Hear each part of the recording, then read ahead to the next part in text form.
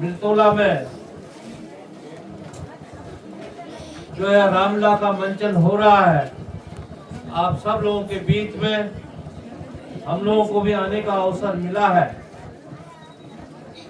और इस रामलीला कमेटी के सम्मानित अध्यक्ष श्री नाथ सिंह जी, उपाध्यक्ष बलवंत सिंह जी, व्यवस्थापक माधवानंद नरियाल जी, कोषाध्यक्ष हरीश नरियाल जी, रामलीला कमेटी के संरक्षक एवं प्रधान जो कि युवा हैं, कर्मठ हैं, बिल्कुल हर समय एक्टिव रहते हैं, ऐसे श्री अजय नरियाल जी, और हम सब लोगों के बीच में जो मीडिया का काम देख रहे हैं, लगातार अपने कैमरा से सब लोगों का फोटोग्राफ ले रहे हैं, ऐसे श्री प्रेम वल्लभ भट्ट जी, और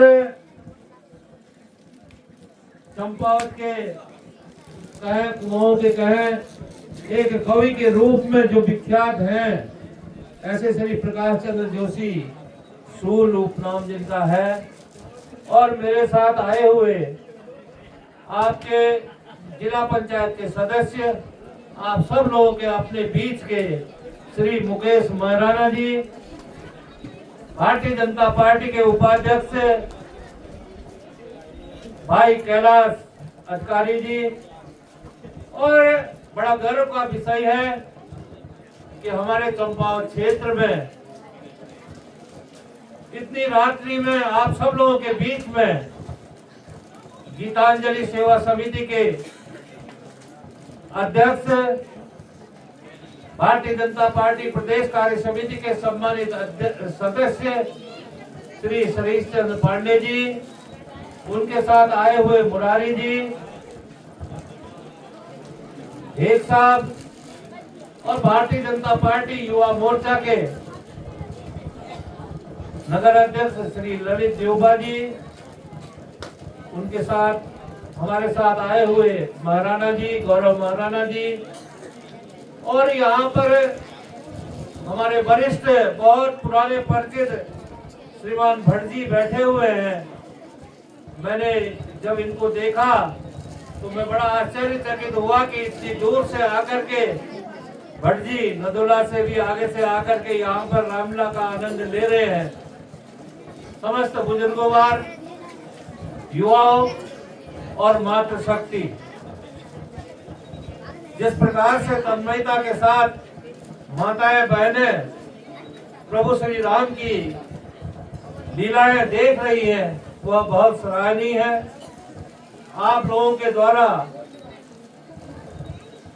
इस मिर्तोला क्षेत्र में जो है रामलीला का मंचन किया जा रहा है, बहुत सुंदर, सराहनीय है, अनुकरणीय है कि यहाँ पर किसी प्रकार का भी कोई नशे के रूप में कोई भी आदमी न दिखाई दे रहा है, न आपके यहाँ शायद ऐसी अनुमति भी, मैं सोचता हूँ कि आप लोगों के बीच में किसी को ऐसी अनुमति नहीं होगी।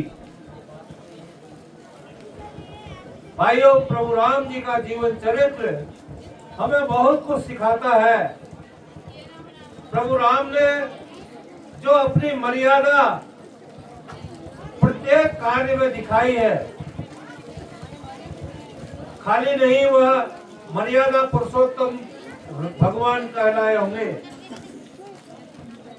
उन्होंने वनवास में जाने के लिए अपने पिता की आज्ञा हो, ऋषि मुनियों के जो राक्षस उनको पीड़ित करते थे, उन राक्षसों का वध करना हो, भाई के प्रति प्यार, आप लोगों ने देखा होगा लीला मंचन में, पढ़ा भी होगा, जब भगवान श्री राम को 14 वर्ष का वनवास मिल गया और जब वह वनवास को चले गए और माता कैकेयी ने अपने पुत्र भरत के लिए जब राजगद्दी मांगी थी, यह 2 वरदान मांगे थे, तो भरत भगवान श्री राम के पास जाते हैं, कहते हैं भ्राता, इस राजगद्दी में आपका अधिकार है, आप वापस लौट चलिए।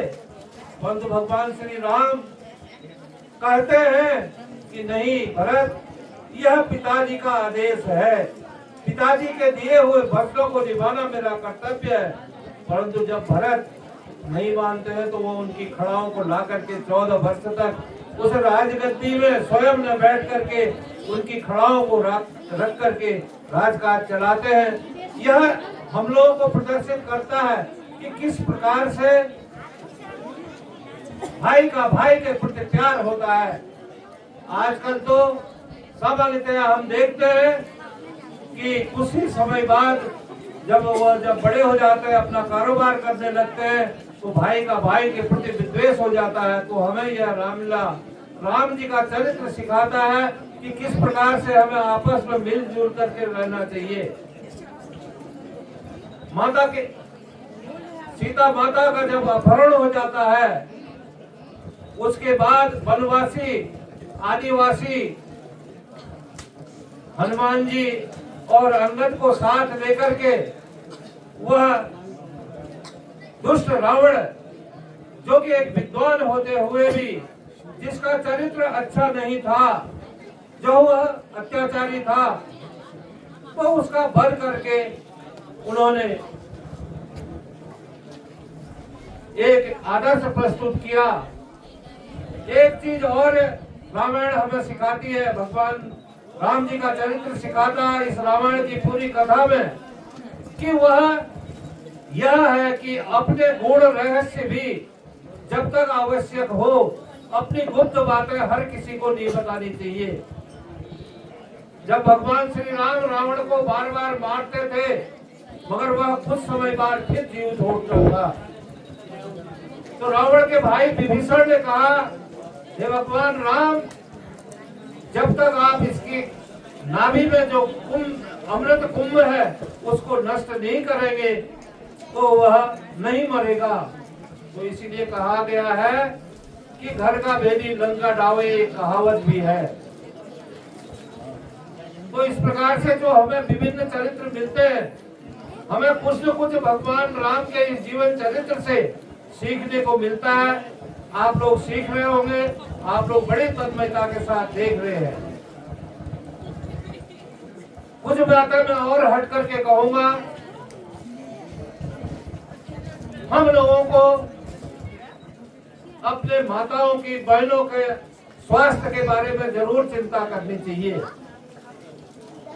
हमारे यशस्वी प्रधानमंत्री श्री नरेंद्र मोदी जी लगातार कहते हैं कि हमारी माता स्वस्थ होगी तो हमारा परिवार स्वस्थ होगा, परिवार स्वस्थ होगा तो समाज स्वस्थ होगा, समाज अगर ठीक रहेगा, अच्छी दिशा में जाएगा, स्वस्थ होगा तो प्रदेश और देश हमारा विकसित होगा।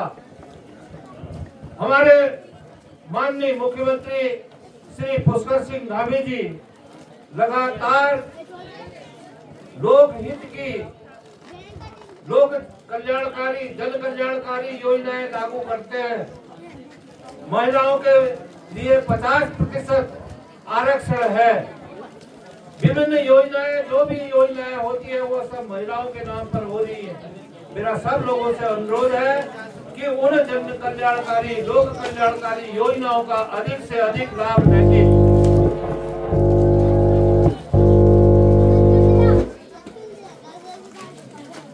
और युवाओं से अनुरोध करूंगा, बड़े हर्ष का विषय है कि आप लोगों के क्षेत्र में नशे की प्रवृत्ति बहुत कम है। आजकल शराब के अलावा भी स्मोक के रूप में, केमिकल के रूप में बहुत सारा नशा आता है। सब लोगों से अनुरोध करूंगा, युवाओं से विशेषकर अनुरोध करूंगा कि आप इस नशे की जद में न आए। यह हमारी युवा पीढ़ी को बर्बाद करने के लिए एक बहुत बड़ा साधन, लोग अल्प समय में पैसे वाला बनने के लिए इस प्रकार के काम करते हैं। और आपके और रामलीला मंचन के बीच में बहुत ज्यादा न बोलते हुए एक बार यहाँ की रामलीला कमेटी को बहुत बहुत बधाई देता हूँ, बहुत बहुत साधुवाद देता हूँ कि आप सब लोगों ने यहाँ पर आने के लिए हमें अवसर प्रदान किया। एक बार पुनः बोल सियापति रामचंद्र की जय। बहुत बहुत धन्यवाद। आपने बहुत ही सुंदर बातें यहाँ पर रखी। और आपने कहा कि यहाँ पर नशा नहीं होता है, वास्तव में नहीं